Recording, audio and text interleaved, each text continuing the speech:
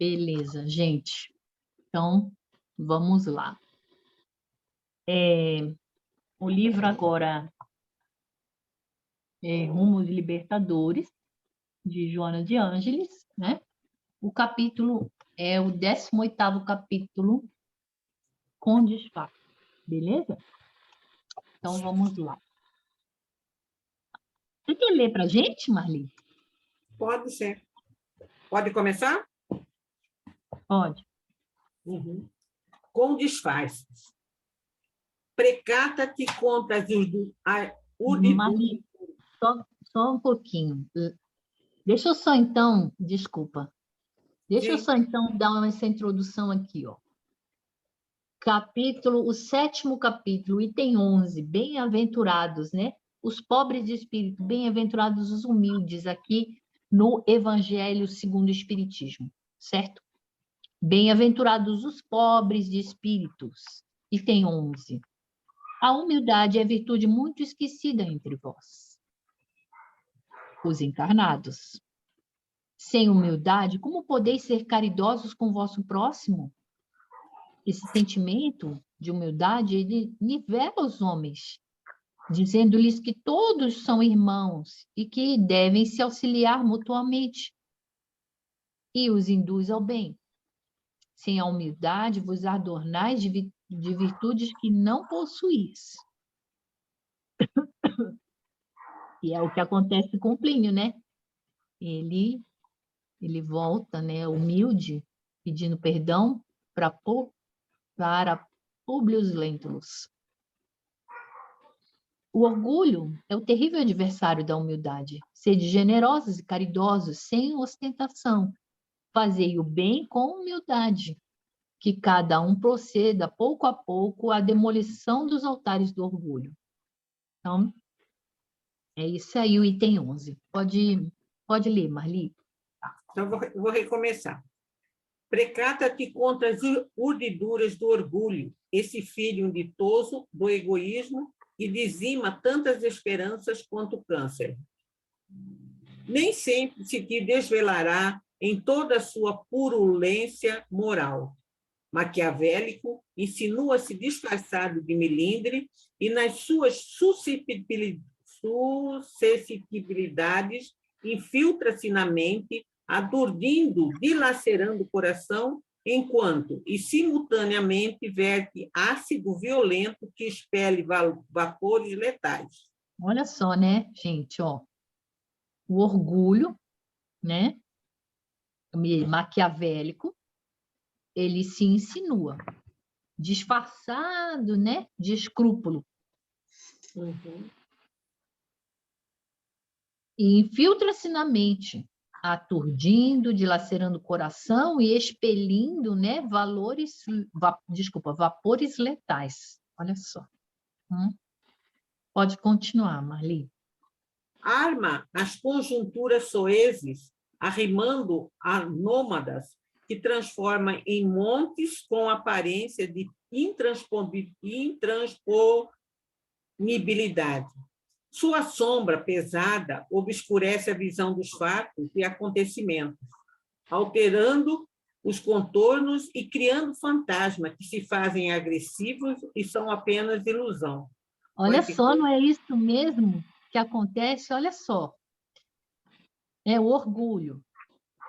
Armas conjunturas torpes, conjunturas vis, arrimando a nonadas, que transforma em montes com a aparência de intranspondabilidade.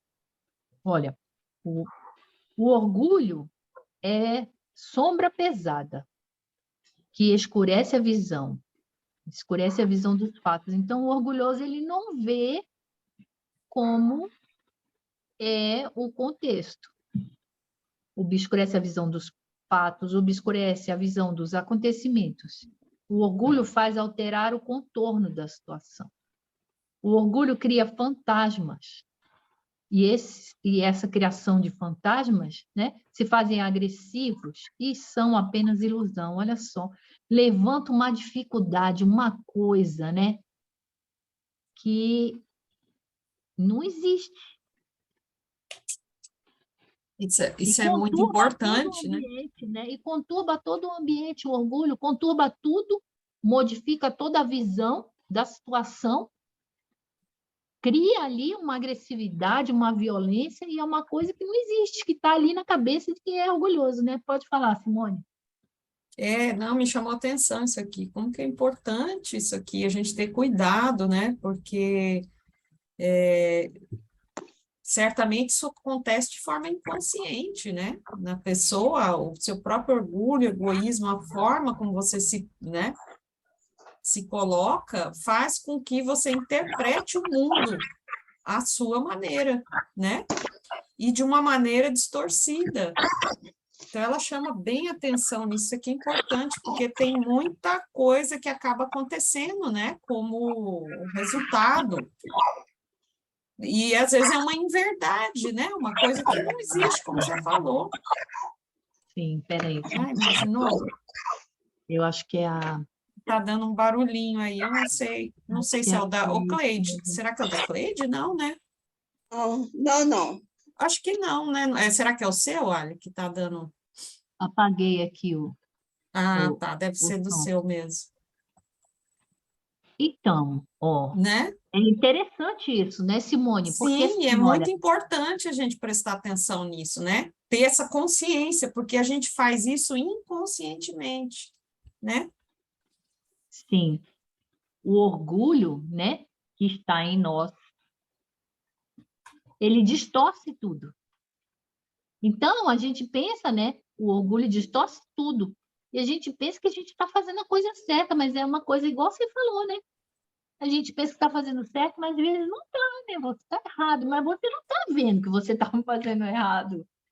É um E pronto, tampão, né? né? É como se tivesse um tampão. O orgulho, ele cega, ele tampa a sua visão, né? Sim, Então, olha a importância disso aqui, né? A condição do mais humilde, ele adquire, né, uma um visão contato melhor, vamos melhor, dizer, né? um contato maior com a verdade, Sim, né? O humilde, porque o orgulhoso, ele pode ser facilmente, né? sim, Distorcer, como você está falando. sim. É o humilde, ele tem um contato maior com a verdade, né? Ele aceita mais.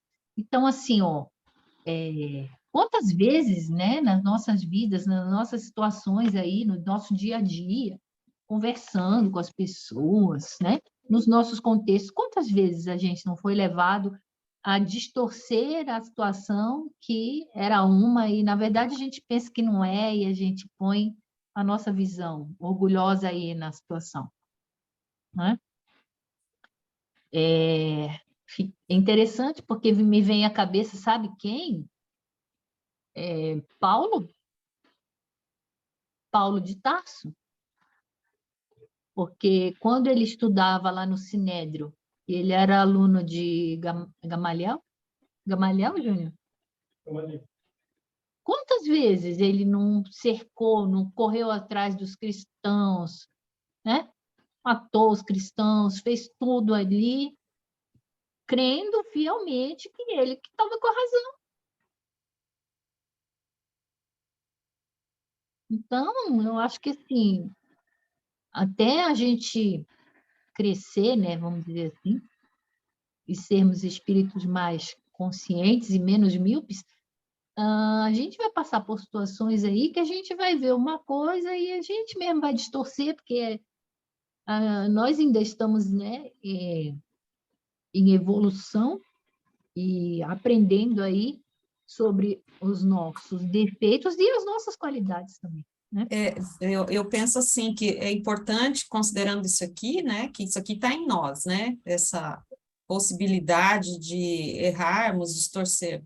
Então, considerando isso daqui, eu vejo, assim, a importância da gente ser bem criterioso nas nossas avaliações, né, na hora que a gente analisa alguma coisa, olhar os vários lados, né, da moeda, vamos dizer assim, olhar, será que é isso mesmo? Será que é aquilo? Antes de, né, ir para alguma atitude, tomar alguma decisão, alguma coisa assim, porque nós temos que admitir isso aqui. admitir que temos essas dificuldades ainda, né? Então, tem que ter cautela, vamos dizer assim, eu acho, porque a nossa capacidade de análise, ela é limitada também, como somos limitados em muitas coisas, né? Sim, E essa verdade. consciência a gente tem que ir adquirindo, porque isso aí pode prejudicar muita gente, né? Às vezes, dependendo da situação, né? Eu acredito assim, né, que a gente vai olhar para a gente, mas a gente não vai perceber de imediato que a gente está tomando atitudes ou posicionamentos ruins. É o dia a dia, é a evolução, é o envelhecer, né? É a vida que vai ensinando aí a nós. Esses aprendizados eu vejo aqui que não são assim rápidos, né? E de um dia para o outro. Tanto que a gente vê uma transformação, por exemplo, na vida de Paulo de Tarso, até ele cair em si, falava: puxa, eu persegui tantos os cristãos, né? Então, Então, pegando um gancho aí nisso que a Simone acabou de falar, nessa análise que a gente deve desenvolver, eu achei muito interessante esse comentário da Simone. E aí eu vi aqui lá no primeiro parágrafo, diz assim, olha, que o orgulho é filho inditoso do egoísmo. Então, por quê? Quando nós, pegando o gancho no que a Simone falou, quando a gente faz análise de qualquer coisa na vida da gente, normalmente a gente só pensa em nós, no eu, na minha casa, na minha família, nos meus filhos. E eu acho que a gente precisa, para a gente sair um pouco desse universo tão restrito do eu, a gente precisa olhar assim a nossa volta, se aquela atitude que nós vamos tomar vai beneficiar só a mim, ou se tem mais gente, se vai ter meu vizinho, se vai ter meu parente, se meu colega de trabalho. Enfim, a gente tem que aprender a dilatar o nosso olhar também para o nosso derredor, né? Para que a gente vá rompendo aos poucos essa barreira do egoísmo, porque isso ainda é muito forte em nós, né? Nós temos uma tendência de querer nos proteger. Então, nós reagimos, às vezes, orgulhosamente diante de uma atitude, mas vendo só nós e o outro. O que o outro sente? O que o outro vê? O que o outro será? Né? Então, quando a gente começa a sair um pouquinho desse universo, né, desse egoísmo, a gente começa a ir quebrando um pouco, né, essa barreira do egoísmo e do orgulho, né? Não sei, penso eu.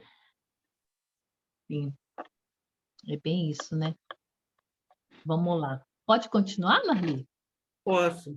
Afasta as criaturas umas das outras e desarticula os o mais bem programados trabalhos edificantes.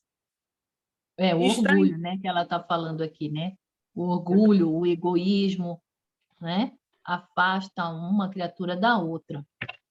E os trabalhos que a gente tinha programado fazer lá, quando a gente estava lá na erraticidade. Aí vai tudo por água abaixo, né?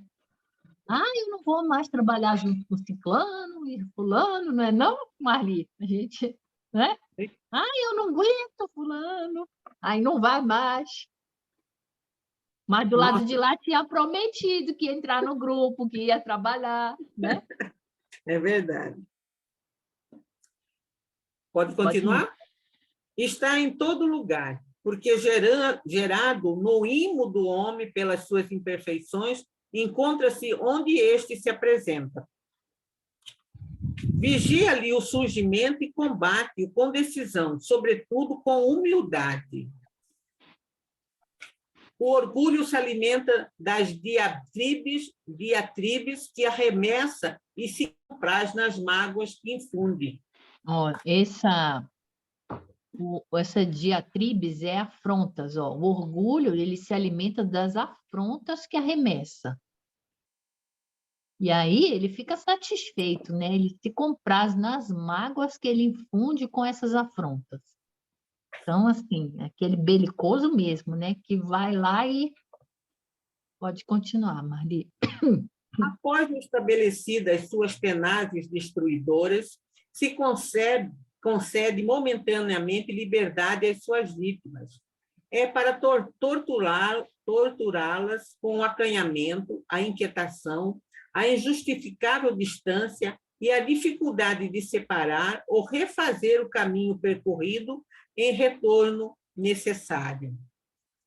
Olha só, né?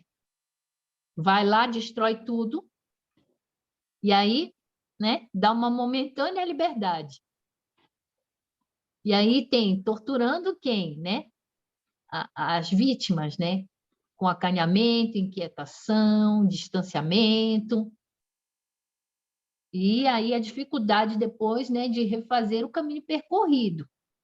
O retorno que é necessário. E aí, brigou com o grupo, não vai mais fazer juntar, porque não sei o quê e tal. E para voltar? Né?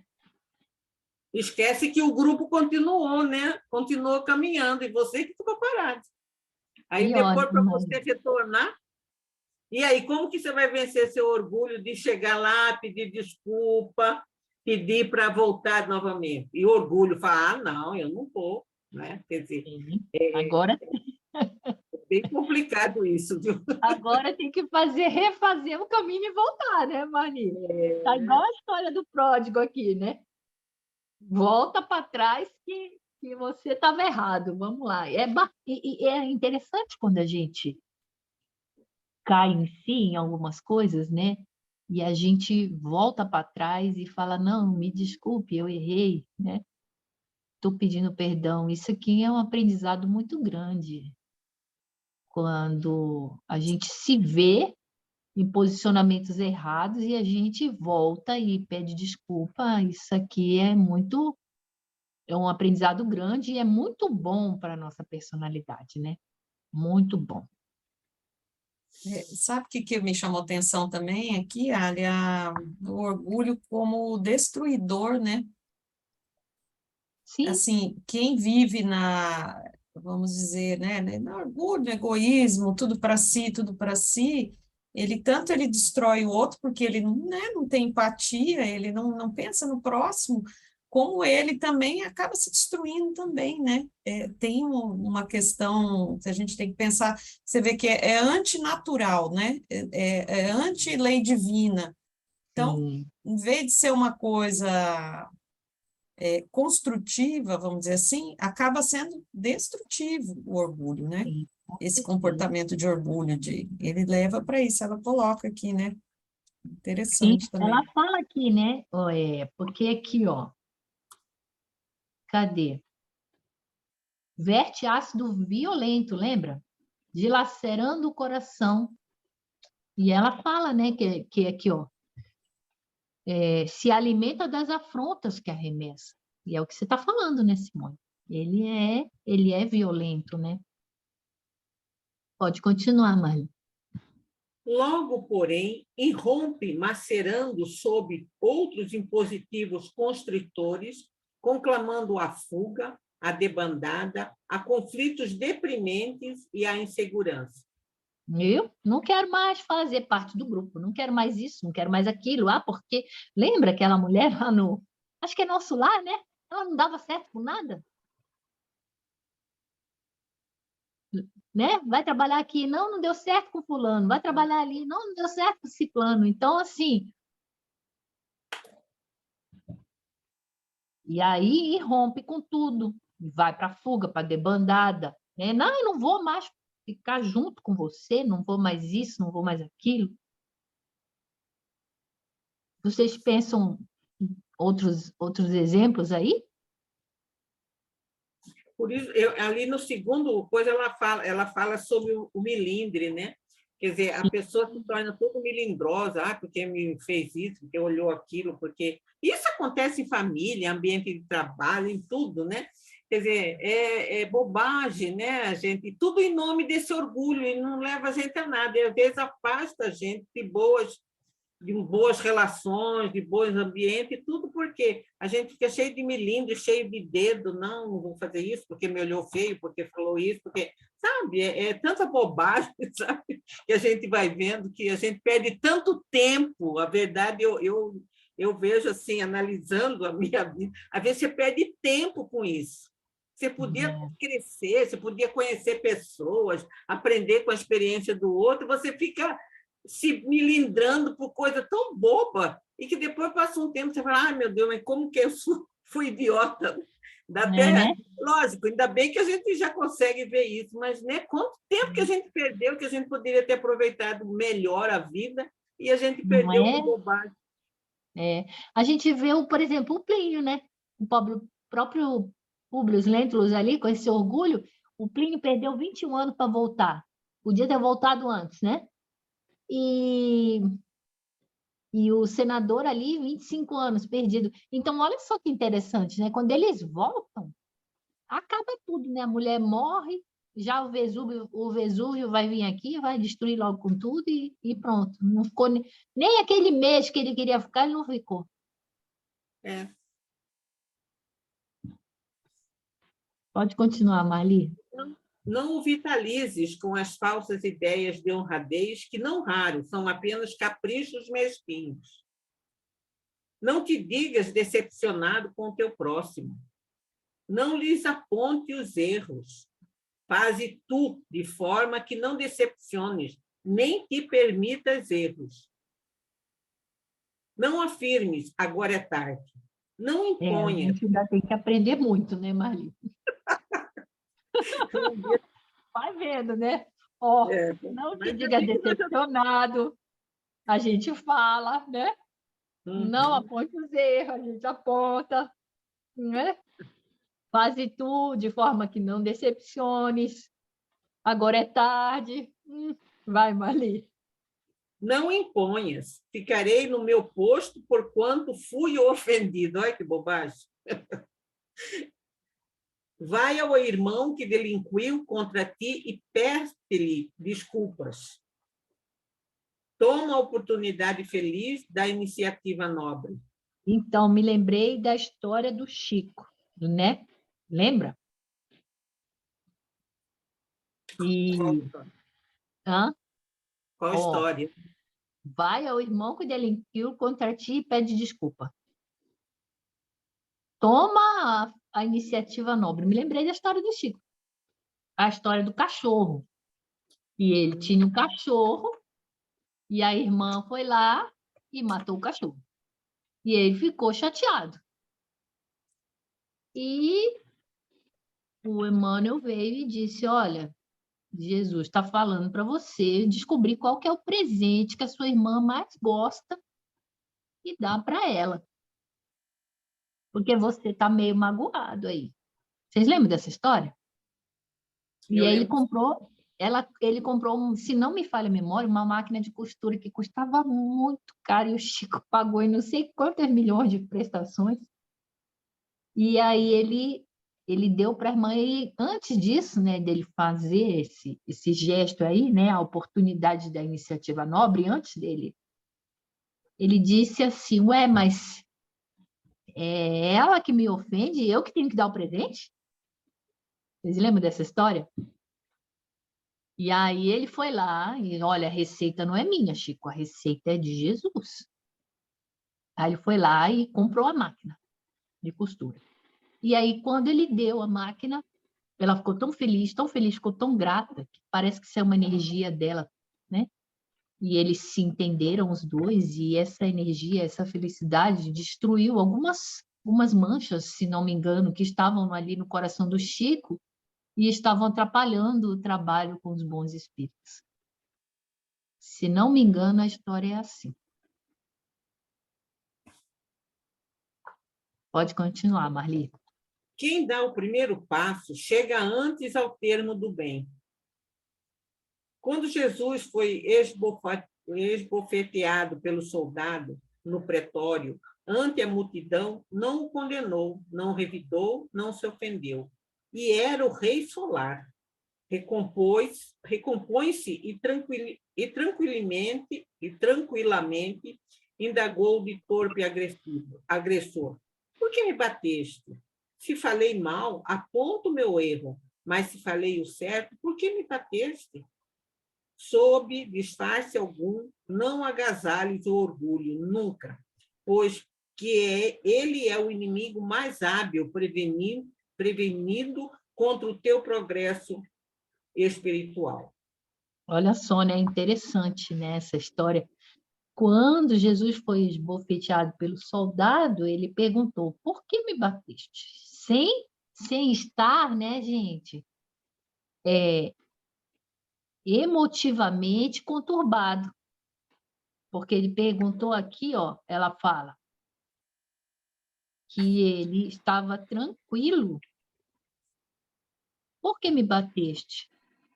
Se eu falei mal, fala qual que é o meu erro. Mas se eu falei o certo, se eu falei a verdade, por que me bateu?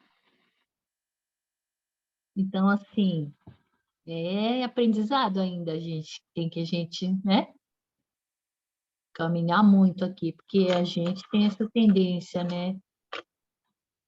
A gente não vai ficar tranquilo diante de uma ofensa. A gente não, né? Ele ficou aqui, ó, tranquilamente indagou ao agressor. Você falou uma coisa agora interessante, Alexandre, porque você falou assim, às vezes a gente se vê em alguma situação que a gente fala assim, é natural que às vezes a gente fala, mas por que ele está falando isso para mim? Por que está me tratando assim, né?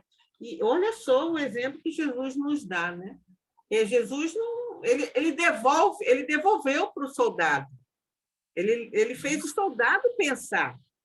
Falou, bom, você está me agredindo, mas por que você está me batendo? Né? Quer dizer, se eu fiz alguma coisa errada, mas né, me aponta qual que eu errei. E se não, ele devolve. Então, eu fiquei pensando assim, em vez da gente ficar bravo, magoado, melindrado, com um monte de ado, né?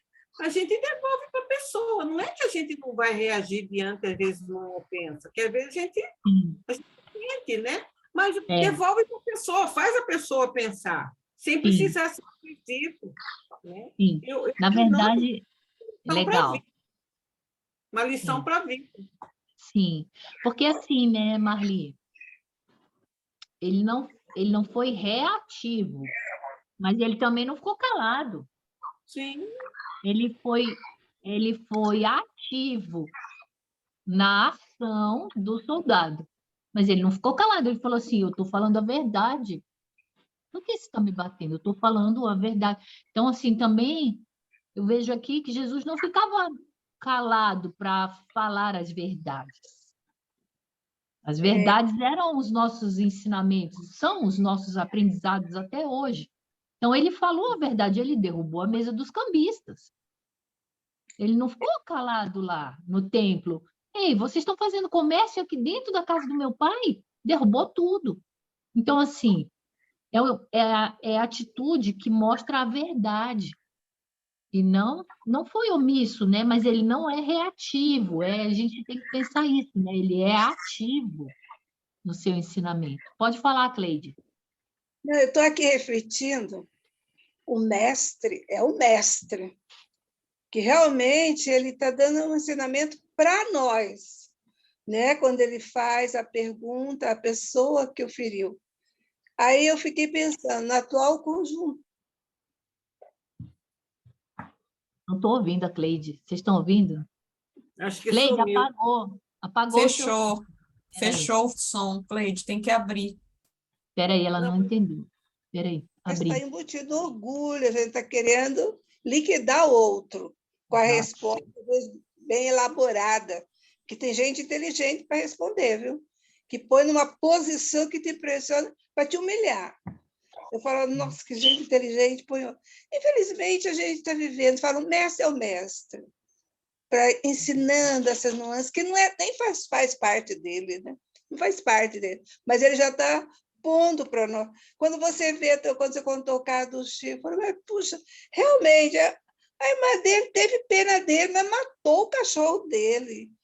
né? E eu penso, eu que gosto dos meus animais, não sei como que eu reagiria se alguém matasse meu cachorrinho. Ainda vou dar um objeto valioso que vai me sacrificar. São Então, né? lições que estão longe do meu alcance, entendeu? Do meu alcance. Ou o vizinho que eu suspeitei que ele matou meu gato. Eu olhei, fui no velório dele, falei, acho que o senhor matou meu gato. Não é fácil. Ele, coitado, porque ele já sofreu demais, ele está partindo. Aí eu fico olhando, oh, meu Deus, eu estou no processo de alfabetização, sabe? Compondo as letras, para chegar ao nível desse grande mestre que é Jesus, que não tem nada a ver com isso. Ele só deu exemplo como deve fazer. E primeiro se autoconhecer, ver realmente se lá dentro não predomina aquele orgulho, da falta de amor, né? Porque realmente quando você começa a competir com o outro, você não tem amor, né? Sim, sim. Você tem orgulho, né? Você está competindo, você está com orgulho no coração. E Cleide, só para a gente colocar em um contexto melhor aí na história do cachorro, o cachorro estava muito doente, né? Ele tinha câncer. Então, assim, ele já estava muito doente, e a irmã pensou que estava fazendo um favor. Nessa altura, ela até teve muito amor por ele, ela teve pena dele. Mas você vê que a gente fica equivocado, objetivo, é pegada ao bichinho, né? Não, mas é devagar e sempre, né, Cleide? A gente vai aprendendo. Vamos chegar lá. Gente, terminou aqui, né, a nossa aula. Vocês queriam comentar mais alguma coisa? Aproveitando isso que a Cleide falou, né, é a questão eu penso assim, é a questão do equilíbrio emocional, né, Cleide? Porque a gente não tem esse equilíbrio, né? Jesus tranquilamente, ele faz um diálogo, ele coloca uma ideia, ele consegue educar, ele consegue orientar. E para nós é isso que nos falta, né? Esse equilíbrio emocional. Nossas emoções ainda são muito pouco trabalhadas, né? Porque, assim, limitados. Culturalmente, a gente não nasce de pequenininho e aprende a lidar com as emoções, não é verdade? Muito pelo contrário, culturalmente, na educação, a gente é reprimido. E todos nós carregamos muitos traumas, né? Da infância, da adolescência, das diversas situações, que a gente queria se manifestar a nossa emoção, o nosso, né? Como a gente é intimamente, não podia, muitas vezes. Então, a gente traz tudo isso nos dá raiva, isso nos dá ódio, isso nos dá revolta, né? E aí a gente se sente, realmente, quando é agredido, né? É muito difícil dar outra face, né? É muito difícil isso aí, mas eu vejo que é essa parte nossa que não é pouco trabalhada, né? A parte das emoções mesmo, desse equilíbrio aí emocional. Eu acho que tem um lado assim, sabe? Que nos falta, né? E a gente acaba tendo que buscar, assim, se para você trabalhar, você tem que buscar uma terapia, né? Para ver o que está ali dentro, como é que você tem que aprofundar, vamos dizer assim, né? A parte psicológica para entrar nesse emocional aí. Porque, gente, as doenças quase todas as doenças não têm um fundo emocional, né? Não está ligado com o que a gente sente, né, com as nossas emoções. Então, é uma questão até de saúde, né, saúde mental e depois saúde física também, trabalhar isso aí e tentar nos equilibrar. E os estudos, é claro, né, também nos orientam muita coisa, né, a gente vai modificando também, né. Porque a gente já pensa no assunto, né, Simone? Já estamos discutindo, né. Quem não estuda nem pensa no assunto. Exatamente, aí age por total impulso, mas não está tendo nem consciência, porque não está voltado para pensar sobre isso, não está analisando, né? Então, eu acho que a gente não pode deixar, é um lado importante nosso, é esse, né? a busca desse equilíbrio emocional. É lógico que a gente vai descompensar, porque nós somos muito mais descompensados do que equilibrados, Sim, né? É nosso isso aí, né? De todo mundo. Então, a gente sim. descompensa muito mais do que se equilibra, mas vamos buscando, né, gente? Vamos buscando trabalhar essas emoções também. A Joana de Ângeles é muito nesse ponto aí, né? Principalmente a série psicológica dela, né? Tem muita coisa aí da emotividade. É. Mas eu acho que era isso, Ali, que eu queria falar. Beleza, então. Então, ó, terminamos aí o capítulo 18, né? Eu queria perguntar uma coisa. A próxima aula do João Carlos, né? E aí, a gente para? Como é que é? Não, É acho que porque sim. na próxima encerra, né, Encerra o fim do ano, né? o livro, né? E aí eu acho que poderíamos deixar para o ano seguinte, né? O retorno depois com um livro novo. Aí a gente vai pensando, né? Como vai Beleza. retornar isso tudo, né? A gente vai Porque, será que a gente vai avaliando. retornar presencialmente ou não? O que vocês acham? Olha, eu acho que seria interessante. Eu também. É. A gente vai discutindo isso aí, né? Isso, Ao vamos longo pensando, desses né? dias aí, né? A gente pode fazer uma vez, um dia sim, um dia não, o que vocês acham também? Não sei. A gente vai pensando, mas é uma boa voltar ao presencial também, eu concordo. Também acho bom. Eu acho que está na hora já, entendeu? Eu acho que está na hora desse retorno ao presencial. Sim, eu também concordo. Então tá. Vamos lá, gente? Vamos fazer a nossa prece para a gente fechar? Você quer fazer, Simone, a prece de hoje? Posso fazer, sim.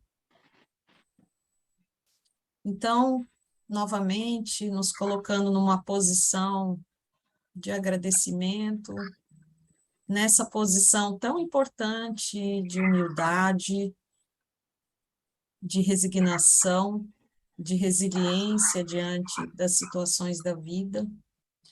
Queremos agradecer, Senhor, esta oportunidade, esses estudos, essas companhias, esses esclarecimentos que chegam até nós, tirando essas nuvens que recobrem os nossos olhos, tirando toda essa nebulosidade, para que possamos enxergar as suas verdades, Mestre, de maneira mais efetiva, nos aproximando cada vez mais de Ti, tentando nos equilibrar, mantendo as nossas mentes mais conectadas a Ti e ao nosso Pai, nosso Criador, do qual não devemos nunca nos afastar, nunca nos esquecer.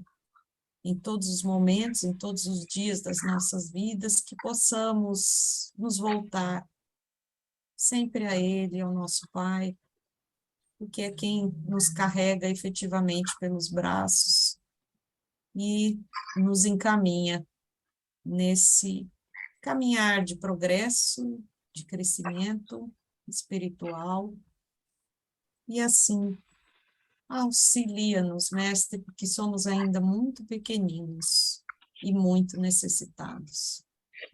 Obrigado, Senhor, obrigado, Jesus, que assim seja. Graças